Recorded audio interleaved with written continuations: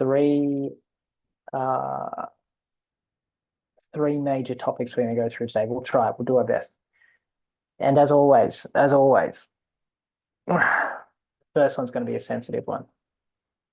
Because this is kind of like, as I mentioned, this thing is building itself as we kind of do it, based on where you guys are at, based on what I'm teaching, based on the bullshit that happens to me in my own life in a good way. Um, so let's do this. Let's start here.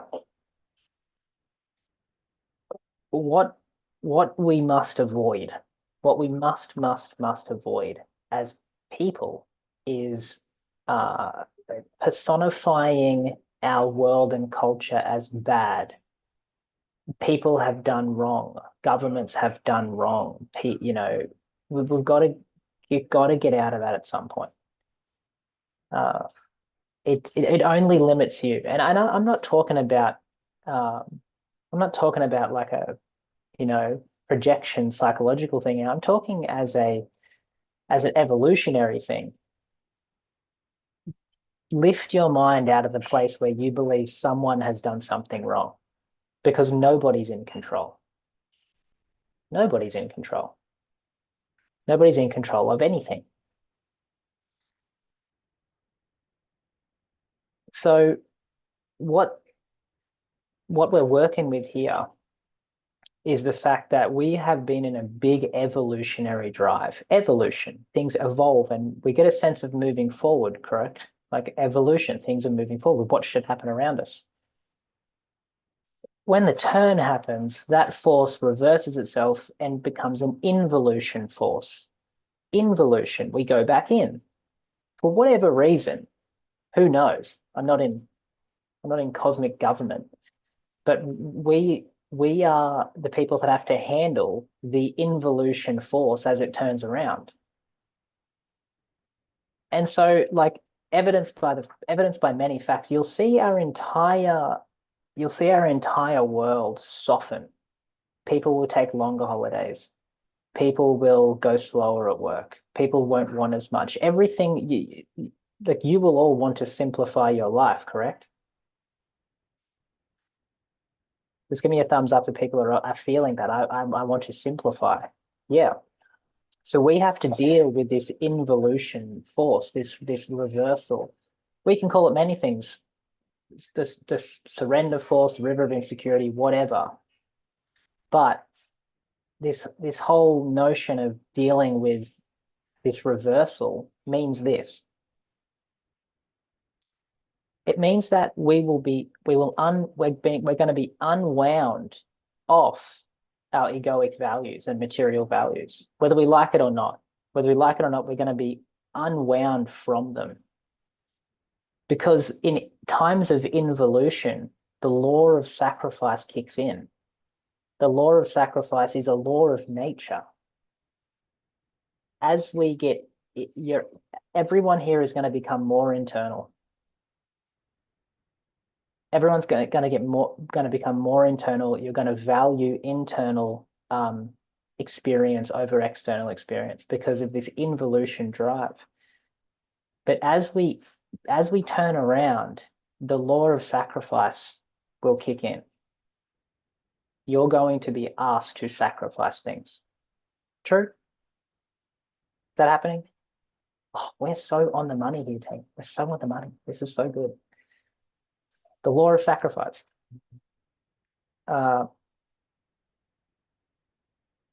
In a really annoying way and a really direct way, team, maturity is sacrifice. Straight up. Maturity is sacrifice.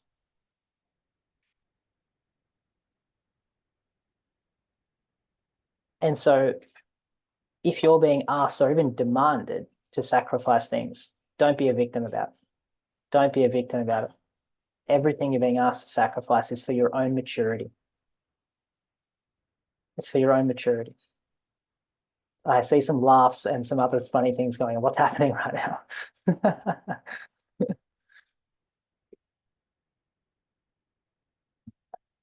So let's just pause and start there. We're feeling that we're being peeled off our egoic values, our material nature by this law of sacrifice. And it happens in individual ways in your own unique life setting. It'll happen for you in a unique way, but it is the same law of sacrifice. Maturity is sacrifice. Let's go into the chat. How are we feeling about that? What does that mean to you?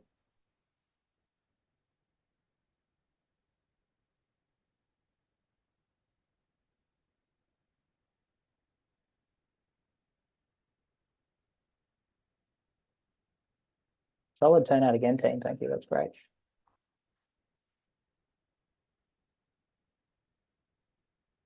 Definitely resonating. The struggle of sacrifice is real. Yes, we're going to talk about that. That's exactly what we're going to talk about. Today is going to be talking about the struggle of sacrifice, and the struggle of surrender. So the real struggle of surrender and sacrifice, and what that actually, yeah. Sacrifice, yes, good, feels right, great. Maturation is happening, and I feel that sacrifice. Beautiful, beautiful. Yeah. Darko, it'll show up. It'll show up.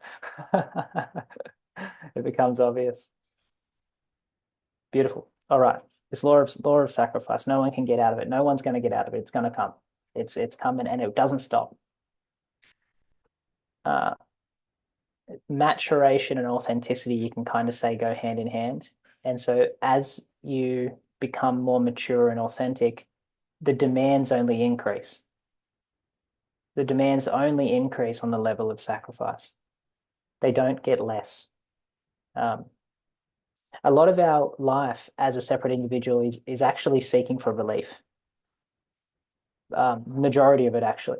If you really want to sit with yourself and realize that the majority of your life there's a discontent, and that your entire life was based around trying to ease that discontent or stop that discontent or create future fantasies in which that discontent didn't exist. Things are a little more complex than that. The discontent is the most important feature we're going to talk about today. In the time of evolution, we feel this discontent and we try to build stuff on top of it, businesses and families and projects and whatever, because we have a discontent and we're evolving. We want to do something with that. Now, in this involutionary force where sacrifice kicks in, we feel we're being pulled right into the core of the discontent. True? It's like the discontent doesn't go away now, and there's nothing we can do about it. So you're being pulled into your own vulnerability. You're being pulled into your own vulnerability.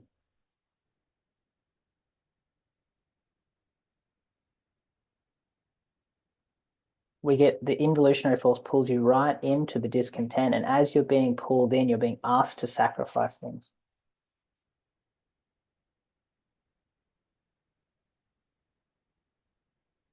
Because this sacrifice that's embedded in nature, this law of sacrifice, matures you and heals the discontent.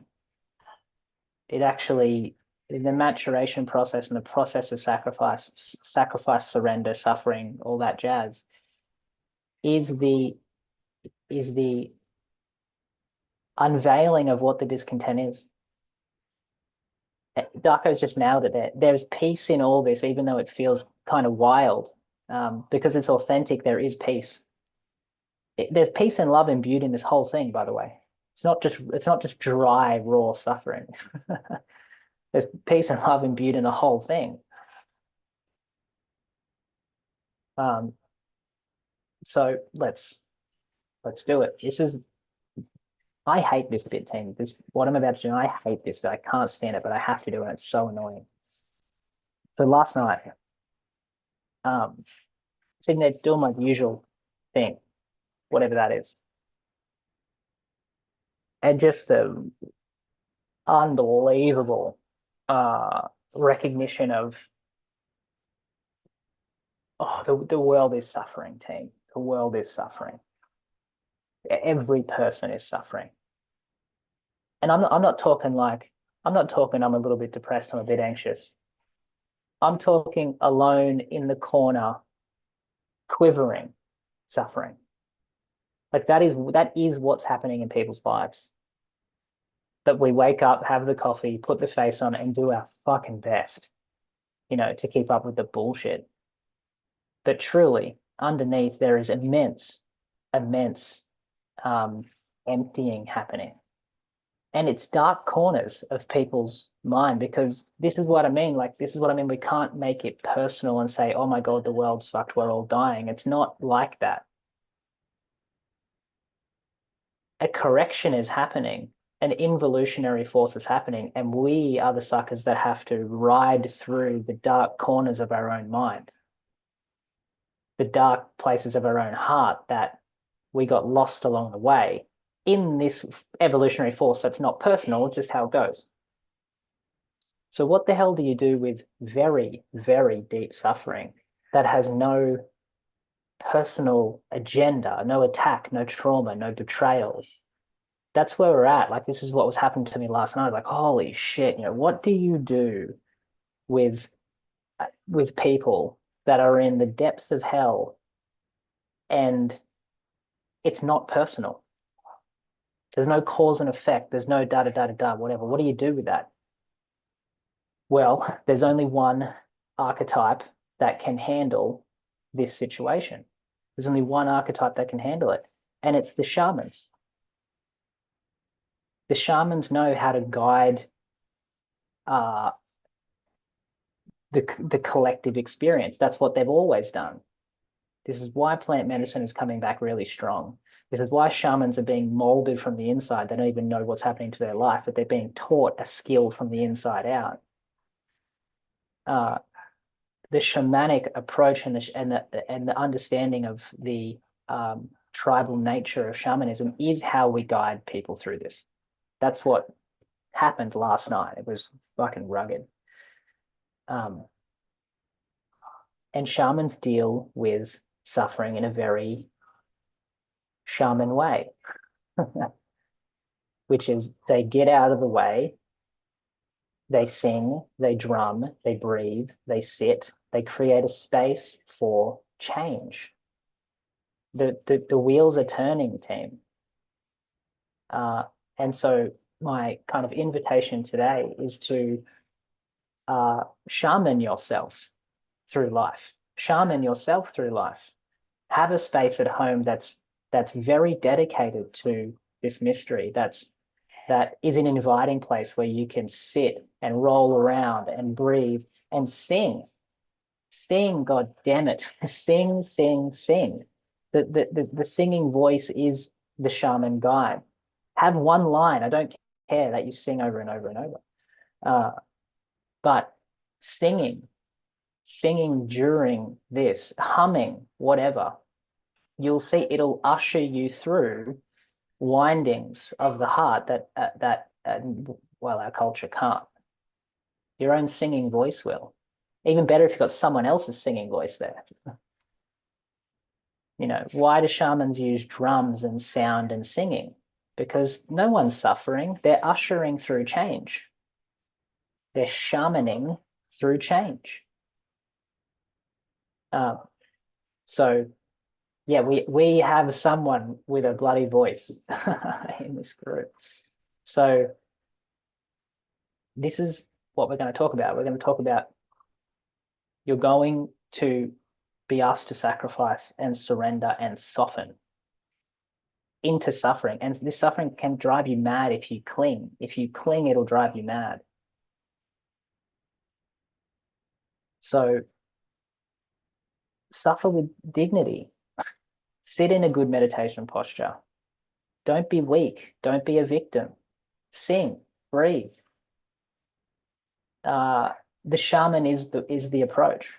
The shaman is the approach.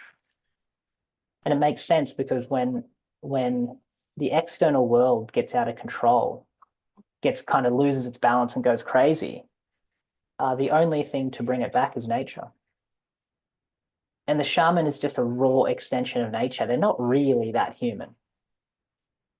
They're really not that human. They have a whole other deal going on. They guide they guide things that we don't even want to know about because it's too terrifying. Too terrifying.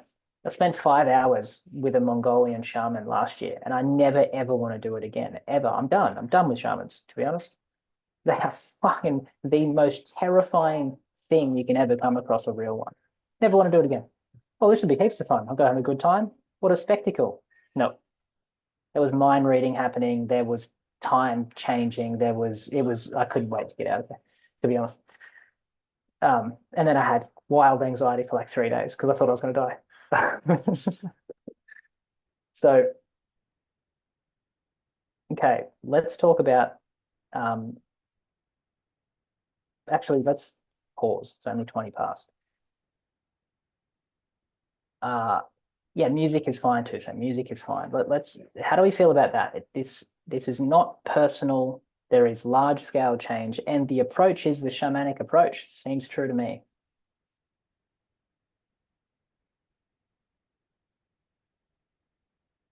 And the plant medicine and plant approaches are coming in hot, right? Like everyone knows that.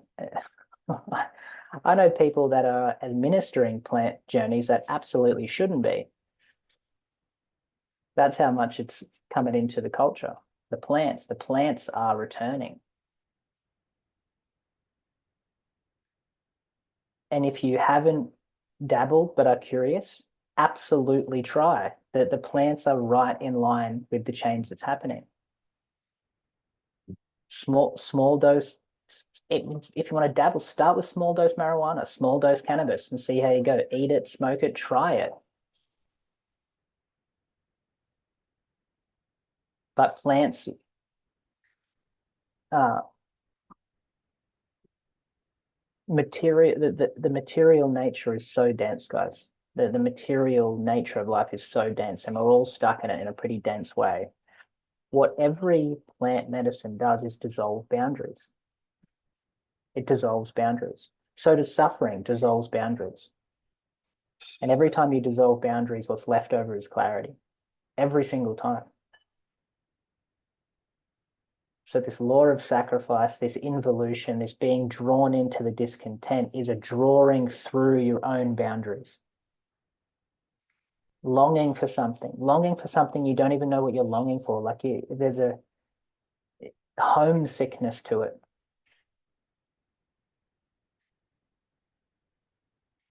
And to not panic in these times is to understand the grace in this and the love is that I'm being pulled through my own inner boundaries that you will never get to psychologically.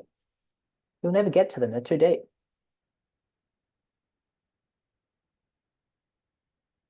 So I recommend everyone to think about this and be honest and genuine about this, where if you don't have a place in your home that's not designed for this, then you're going to get stuck in this 9 to 5 routine and think that's it. And you're going to have to deal with suffering in a in a kind of distracted, short term, I'll cry for 5 minutes. What about 3 hours on a Sunday morning just rolling around, really doing it, really fucking doing it? Why can't that be a part of life? It should be. Singing, humming, crying, rolling around. So yeah, there you go. Doug, exactly. Maybe just do some BJJ, that helps too. Okay, so that's my little intro into today. I just want to bring in this shamanic plants, return, sacrifice thing. This does not mean an abandonment of the culture and its demands. Um, this is not an abandoning of the culture. This is uh, it's a deepening. It's just a deepening. You leave the surface as it is. Jordan's got a great comment. Often this feeling of discontent comes and goes without warning. True, Jordan. That's the perfect segue to the next point. And when I make space for it, it becomes elusive. Aha. Okay, let's exactly talk about Jordan's comment here. The discontent is there, and it will come randomly of its own accord. You can't grab it and look at it. If you try and grab your own discontent, it will move and become and turn away. Because team, The part of you that wants to grab it and look at it is the discontent. The small self is the discontent. So you can't grab it and look at it. All you can do, right? All you can do is uh, inquire into your entire being, not just the discontent. Inquire, soften, open, and allow. We've been through it. We've been through inquiry. Inquiry is the practice of the Logos today. That one practice, inquiry, is how you get at the discontent without directly getting at it. You just open yourself up to your internal environment and say, whatever's here is here, let's do it. Could be nothingness. You know, if you 2 weeks ago, we did the practice of emptiness. That is how you actually get at the discontent. You've got to empty the self first to then investigate the discontent. All right. Now, by setting this kind of theme up, I want to give a totally new perspective on suffering from a non-human perspective, from an evolutionary perspective. This type of suffering is better kind of known as the mounting fire. There's a fire within and it feels like suffering. The reason why we need this team, the reason why we need this type of suffering is because our material egoic values that have run our entire life and have constructed this amorphous thing called the culture. The reason why we actually need this depth of suffering is because that inner fire literally burns through the neural tissue associated with our egoic values. So our egoic values are not just amorphous thoughts. They have a physical component in the body. That's why they're so hard to get at. Desire, attachment, protection, security, accumulation, your mind, ownership, all of that in which we think is normal has neuronal tissue to it. So you can't just not think that way or change your beliefs.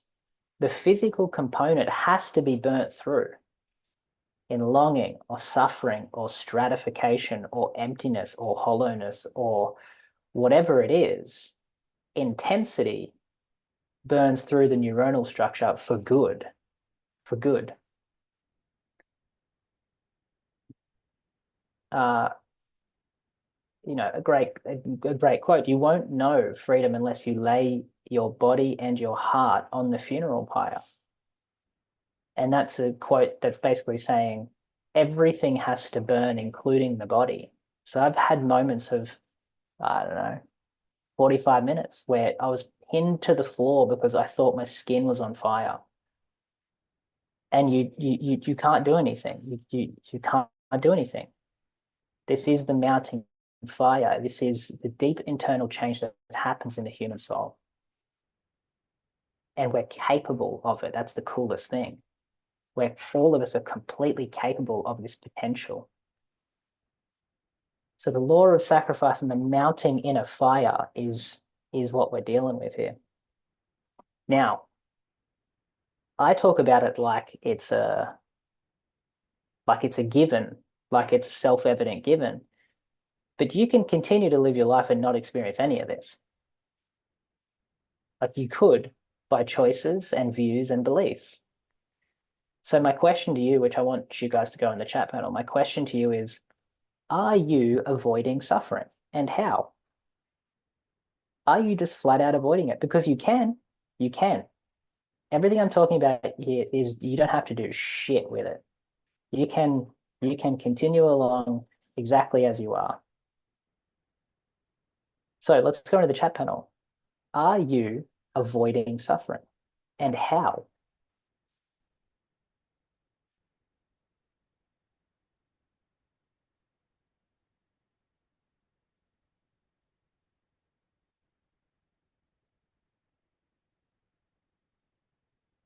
Where does your mind say, no, that's bad? Where does your body say, let's go get some more food? Let's go speak to that group chat. Let's go play tennis. Where are you? Yeah, keeping busy, a full diary. That'll do it. Yeah, the 9 to 5 autopilot, then going out on the weekend.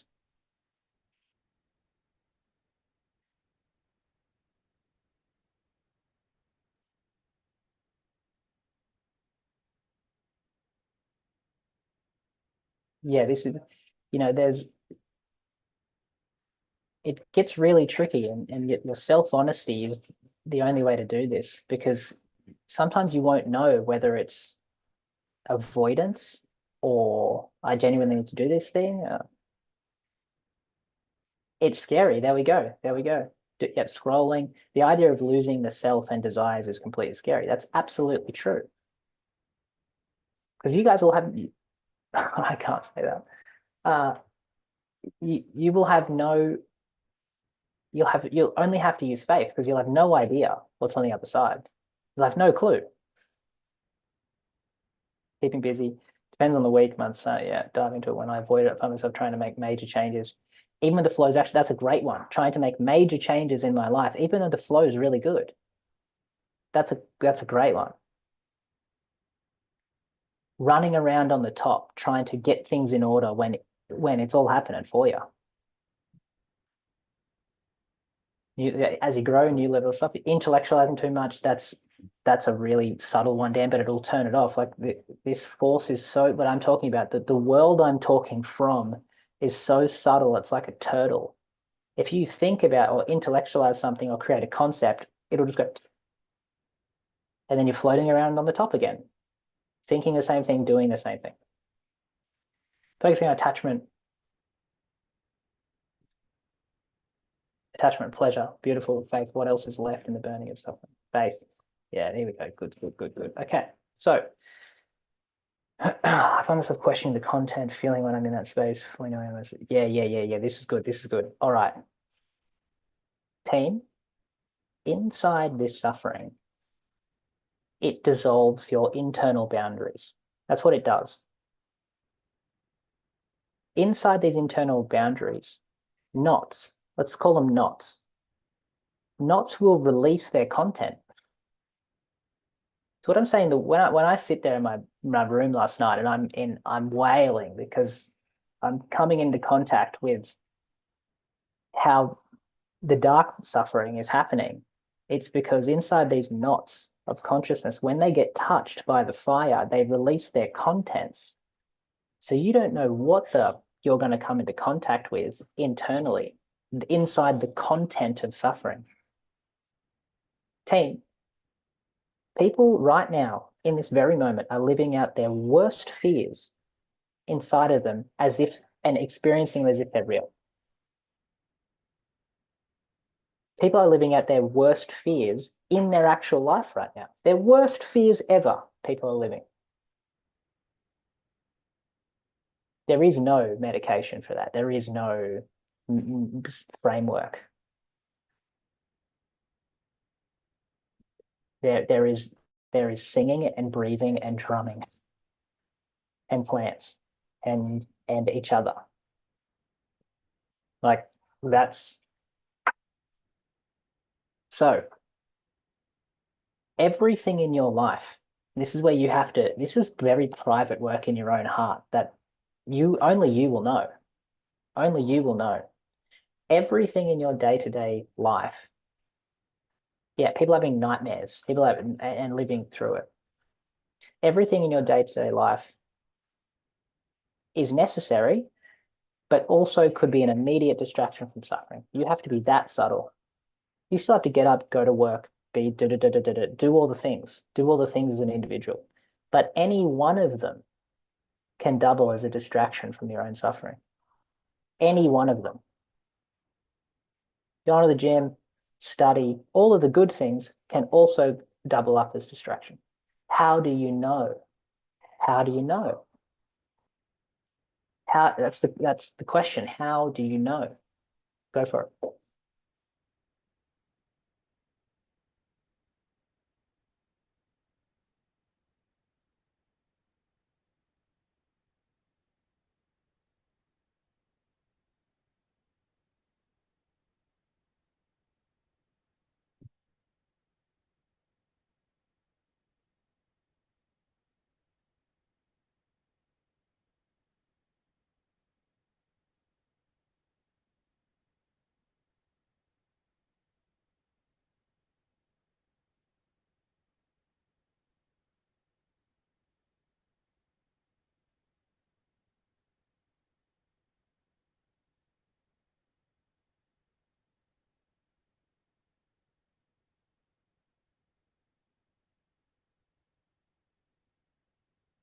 Nice. Nice. It's a good comment. Yeah. Observing awareness in a oneness space, or you're in the chaos of mental models. That's nice. In the chat panel, please, team.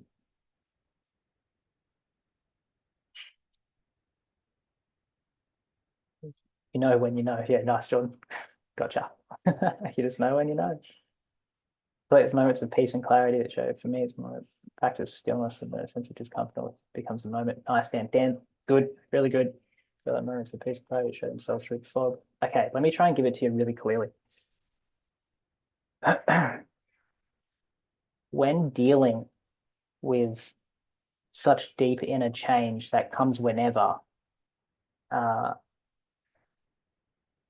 you've got to watch out for a few things. The first thing is our entire history has been built on distraction. So you'll want to distract yourself from it. It's not whether you will or not. You'll always want to distract yourself from it. That's a natural response. You will always want to distract yourself from it.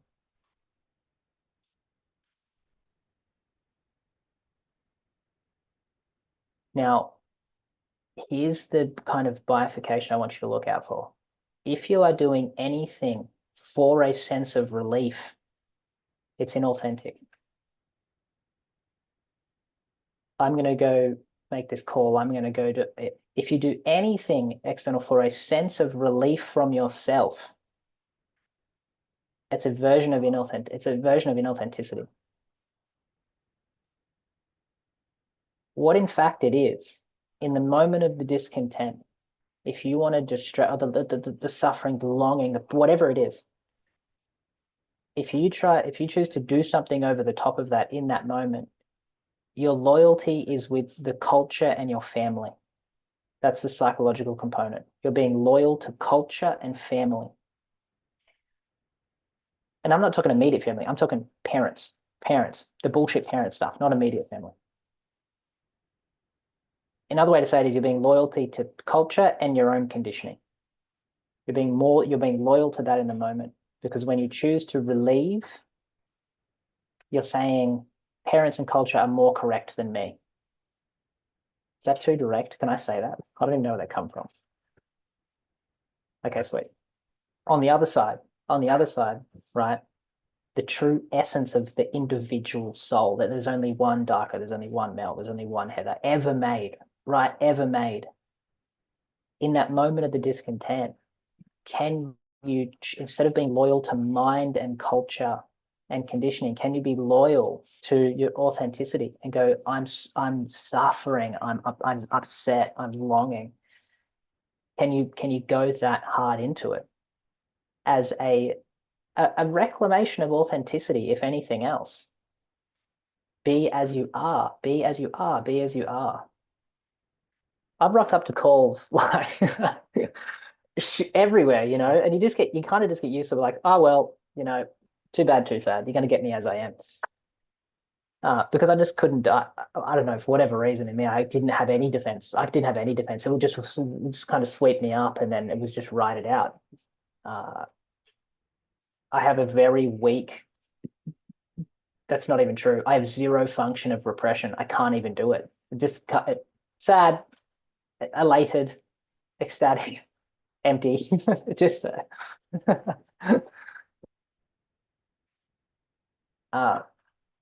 because what we're learning in this whole process is we've only known life through the lens of sameness. We've only known life through the lens of sameness.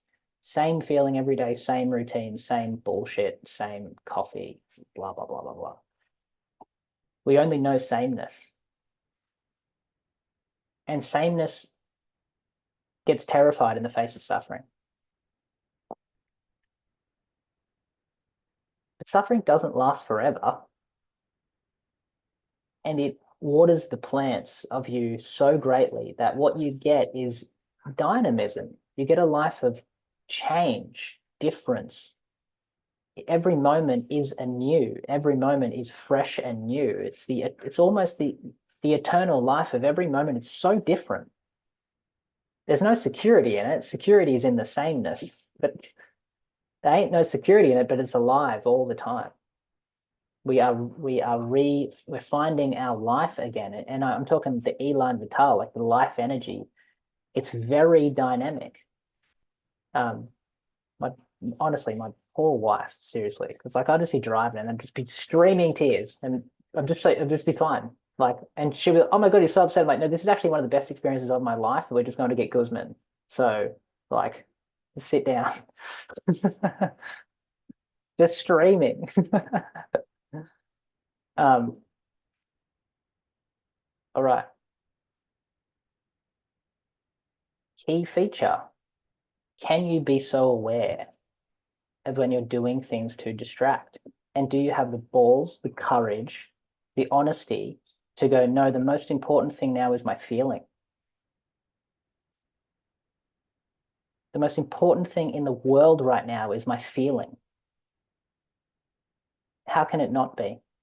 How can it not be? Why would you deprioritize that? Your feeling doesn't mean tell everyone about it, by the way. Your feeling doesn't mean it's someone else's problem.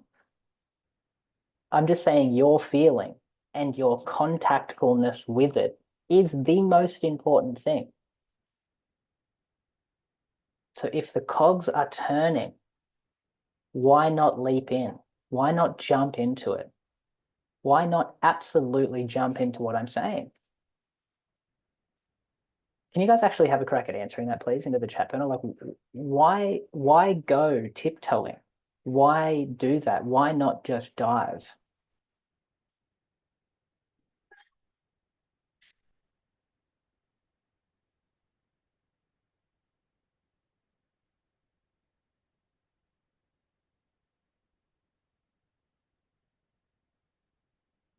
Darko, yeah. Mate, time limits, goals, striving. That's the killer. It's the killer of the singing, the drumming. You're exactly right. Yes. Yeah, yeah, yeah. I just want to hang on that for one moment. Team, if you live a structured life, I mean, there's kind of no point to these calls. You gotta open the windows on the structure. The amount of times, like, there is a wild faith element in this too, that the most important things in life are going to be looked after.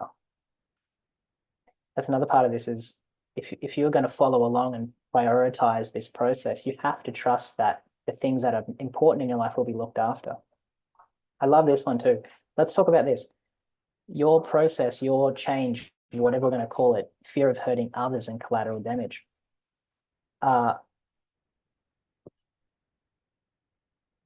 You only hurt others when you emotionally project and make it other people's problems. You only hurt others when you pull them into your needs. It's called needs systems. If you need something from someone else, you're interrupting them totally. You can ask, of course, but if you need and you make it their problem, if you don't get your needs met, it's their problem. You can need all you want, but as soon as you make it their problem, you're going to hurt others. This is a radical level of self-ownership I'm talking about here. Radical. And this is the even crazier bit. There are people in your life that will deliver your needs that ain't your bloody family, ain't your husband, ain't your wife, ain't your work colleague.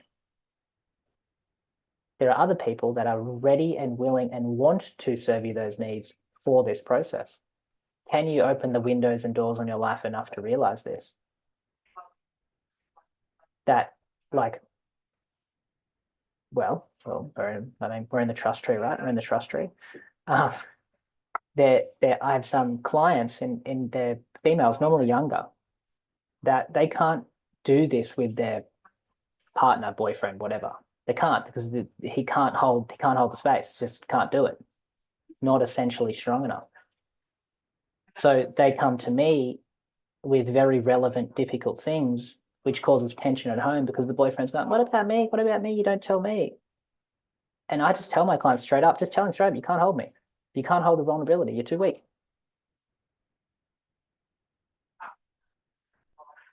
So we've got to open the doors and windows enough in our life to recognize that this dissolving boundaries process, there's going to be people in your life that want to do this with you.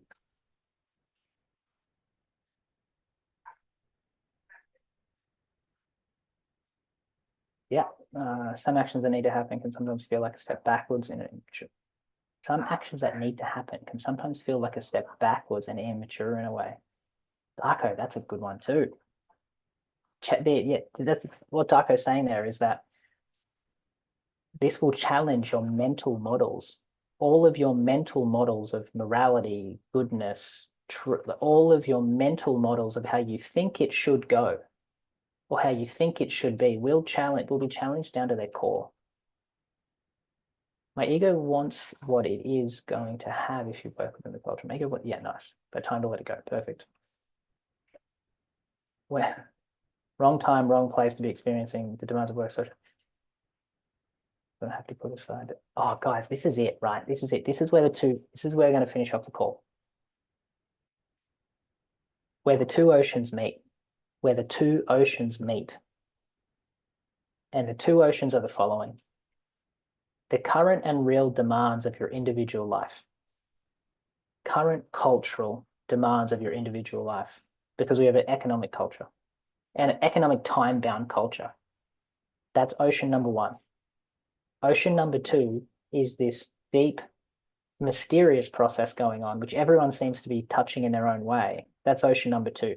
They're going to clash over and over and over and over again. So Jordan's comment is perfect. I want this whole group to start recognizing that where you play, where you have to play, is exactly where those two oceans meet.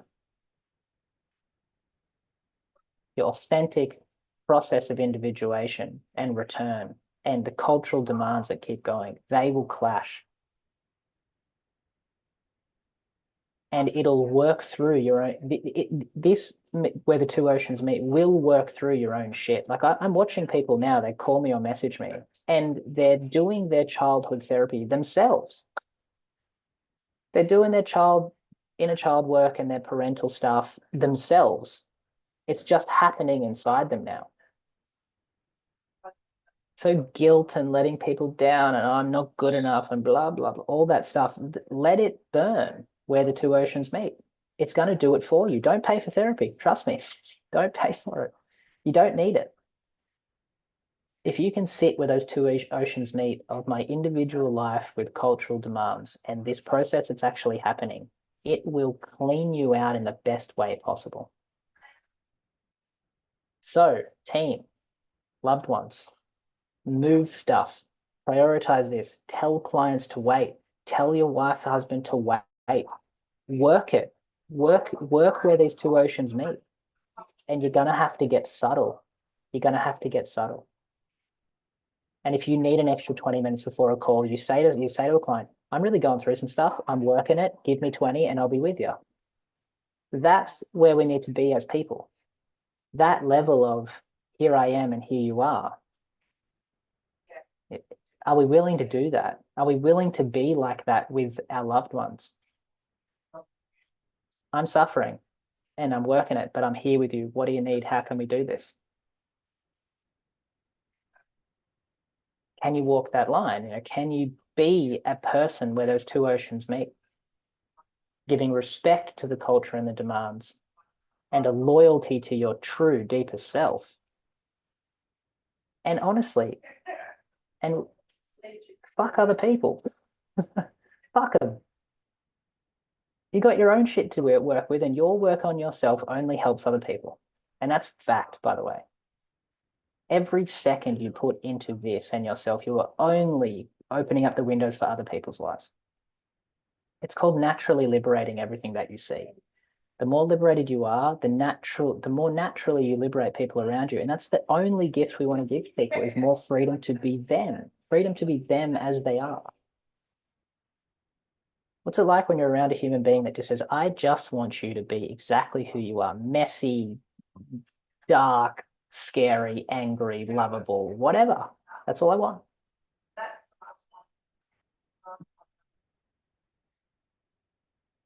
The impact it has on people when you can be that radically authentic and not lose balance it's the gift. It's the gift because you give everyone else permission to do the same thing. So when I show up at a work call, I'm like half beaten up by Mike Tyson, it looks like. I'm like, guys, I love you all. I'm suffering and I'm here. And we have one of the best sessions ever. It gives permission for everyone else to be wildly messy.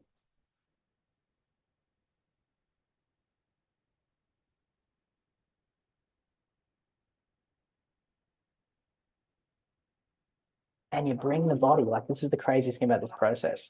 You don't bail on your responsibilities. Your only goal, if you bring the body to your responsibilities, things will happen. Work will get done. The floors will get vacuumed, etc. Bring the body. Don't run the mind around the world. Just bring the body and watch and watch. You're way deeper than what you think. You're way more capable of all of this at onceness than what you think. You don't have to separate it all out and, you know. So to recap, where the two oceans meet, you're either going to cling and grab and be loyal to culture and family conditioning because, oh, what if this, the guilt and the shame, and I'm not good enough and I have to keep up with expectations and what about my goals and blah, blah, blah, blah, blah. The other ocean is this undeniable felt truth of change.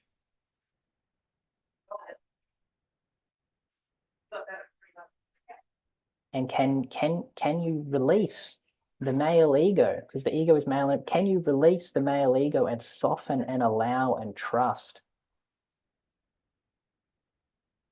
Because you're getting the opportunity to. Why would you not take it? Why would you not take the opportunity to see why would you not take the opportunity to trust in a data set of the subjective feeling and see where it takes you? To prioritize the data set of the subjective feeling first, it's more relevant.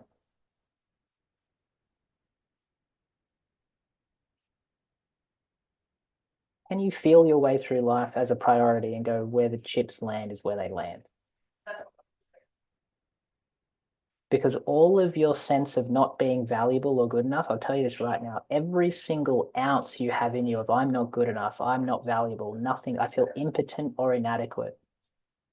You cannot solve that with success and achievement. It never works. You can only get rid of that feeling. You can only get rid of that heavy blanket of I'm not worthy with moments of authenticity. That's the only way to do it. Grabbing a moment of authenticity and say, no, I don't believe you when you say that. A moment of authenticity is, I love you. I love you.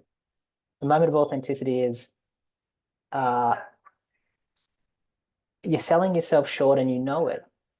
These moments of authenticity is the only way you get rid of that sense of inadequacy. And these authenticity are feelings displayed as language with no outcome. It's a feeling. You display it as language as you, and you let go of the rest. That constant process gets rid of all of the Western guilt and anxiety and unworthiness and blah, blah, blah, blah. All that constant stuff. See you, Ducko. Bye-bye.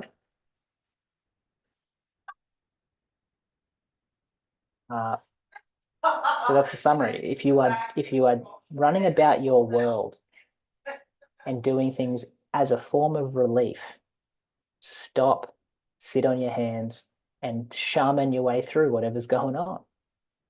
Do not move. And do not care how long it takes. The world can wait. The world can wait.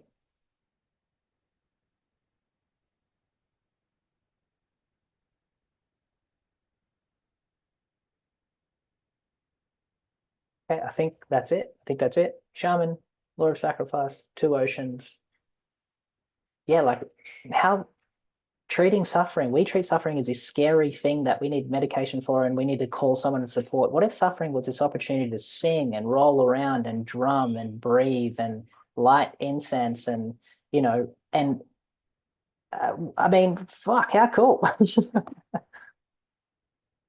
go, oh, what do we do on the weekend? I'll go drink some more beers, go watch the footy. You know, what about we have this option of it's shaman time? Right? Why not? Get some cards out. Get whatever paraphernalia you like to set up your environment that feels like home, where you get to unfold yourself. And there are no limits, and there are no rules, and there are no models, and there is nothing but being, not in a meditation stone like Buddha way, but being in this change as it happens. I've sometimes filmed myself, and they will never be released, ever. But I was just curious. I'm like, I wonder what this looks like from the outside. Holy shit.